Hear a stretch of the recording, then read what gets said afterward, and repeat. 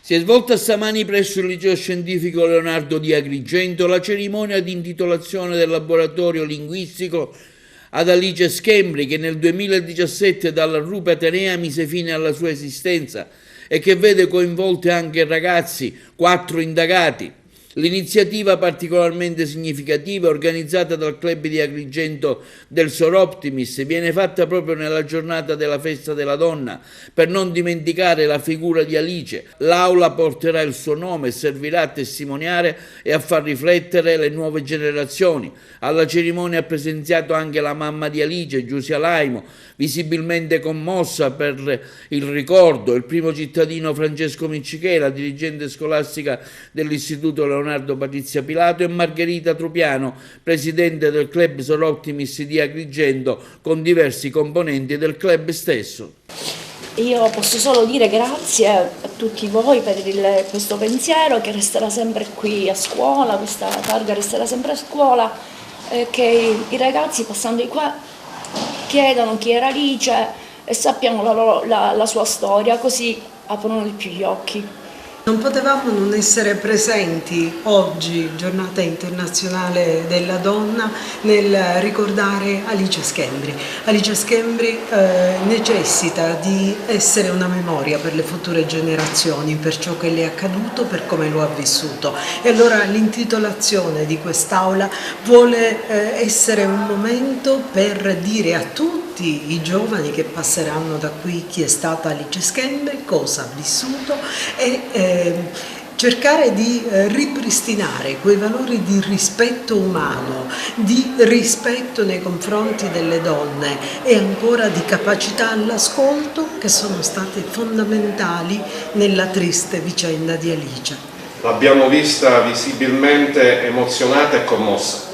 Sì, sono la presidente del Soroptimist in questo momento, ma sono anche una mamma e comprendo bene cosa può provare una famiglia nel dover subire una vicenda del genere.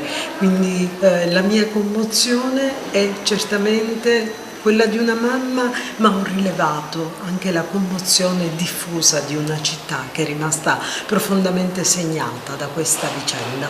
Un momento importante, ma soprattutto molto difficile perché colpisce direttamente al cuore.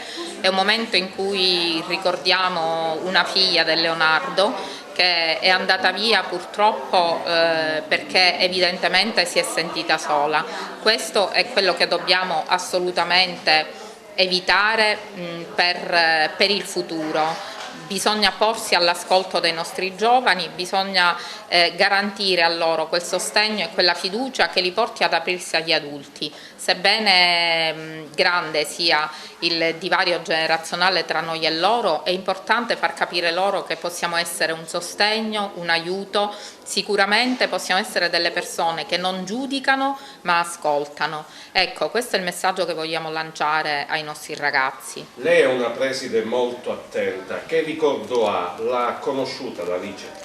Io Alice non ho avuto il piacere di conoscerla perché all'epoca non ero dirigente di questo istituto, ma ero dirigente di un altro istituto e quando si è appresa quella tragica mattina questa notizia terribile, devo dire che immediatamente come scuola ci siamo attivati per parlare ai nostri ragazzi, per affidarci a persone competenti che potessero parlare loro, proprio per far capire che non devono mai sentirsi soli, che devono comunque affidarsi a chi desiderano loro, a partire dai genitori. Ovviamente c'è la scuola, ma ci sono anche i catechisti, gli allenatori sportivi, coloro i quali gestiscono centri di volontariato, centri sportivi. L'importante è che loro trovino in un adulto, ma anche un compagno di classe, quindi un pari loro, purché trovino la forza e abbiano la consapevolezza che possono comunque e sempre affidarsi a qualcuno. L'emozione oggi è grande, quello che si è voluto fare